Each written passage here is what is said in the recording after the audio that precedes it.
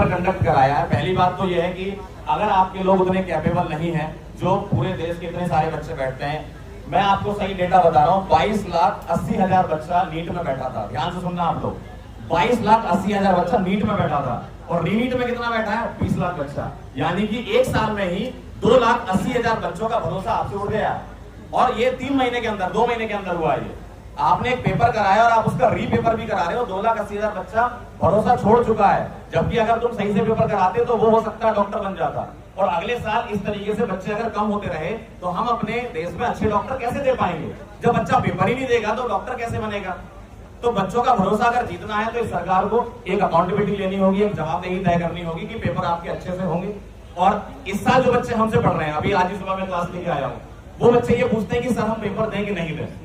मतलब उनको ये डाउट है कि सर अगले साल का पेपर कहीं लीक हो गया तो मैं उसको क्या जवाब दूं उस बच्चे को? तो मेरे पास भी तो जवाब होना चाहिए एज अ टीचर कि मैं उस बच्चे को जवाब दे पाऊं कि नहीं बेटा तुम्हारा पेपर बहुत अच्छे से होगा, बहुत अच्छे से सारे पेपर कंडक्ट हो रहे हैं। मेरे पास भी तो जवाब होना चाहिए उस चीज का। और अगर सारे बच्चे इस तरीके से, ऐसा नहीं कि नीट का पेपर लीक, बहुत सारे पेपर लीक हो रहे हैं, ऐसे ही पेपर लीक होते रहे तो कैसे आप भरोसा कर सकते हैं सरकार पर? कैसे आप अकाउंटेबिलिटी सेट कर सकते हैं कि नहीं हमारा पेपर अच्छा होने वाला है या हम अच्छे से पेपर दे पाएंगे? एज अ टीचर मुझे तो बहुत दुख होता है। आप लोगों को भी इतना दुख होना चाहिए कि भाई आप अपनी आवाज उठाओ। बहुत अच्छी बात है, काफी लोग यहाँ पर आए हुए हैं, है ना। आप अपनी आवाज बुलंद रखें। 20 तारीख को यहाँ से सीधे संसद भवन की तरफ जा रहे हैं। क्यों? क्योंकि वो लोग हमारी बात सुन ही नहीं रहे। यहाँ पर सोनम सर बैठे हुए हैं। सोनम सर पिछले 19 दिन से हंगर स्ट्राइक पर हैं।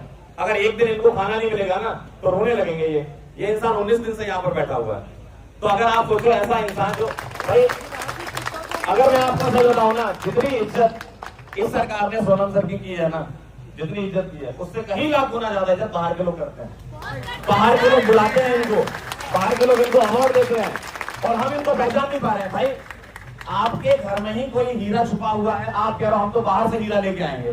कहां से हीरा लेके आएंगे? हीरा तो ये है आपके पास, इनको ही बचा लो, इनको ही बचा लो। मैं कह रहा हूं अगर ये जीवित रहे तो हमारे लिए बहुत अच्छा काम कर ले जाएंगे, क्योंकि इनके पास वो स्किल है। साइंटिस्ट है यार, साइंटिस्ट होना कोई आसान बात नहीं होती है।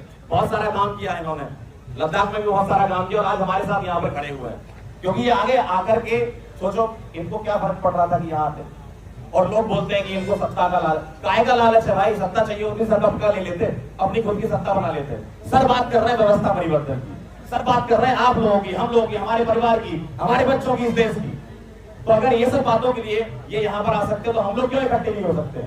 और डिजिटल माध्यम से जितने लोग देख रहे हैं, मैं ये चाहता हूं कि वो जहां भी हो 20 तारीख को प्रोटेस्ट स्टार्ट कर दें। जहां भी हो आप, जरूरी नहीं है कि आप यहाँ आए, आप जिस भी शहर में बैठे हो, जिस गांव में बैठे हो, आप वहां प्रोटेस्ट करिए।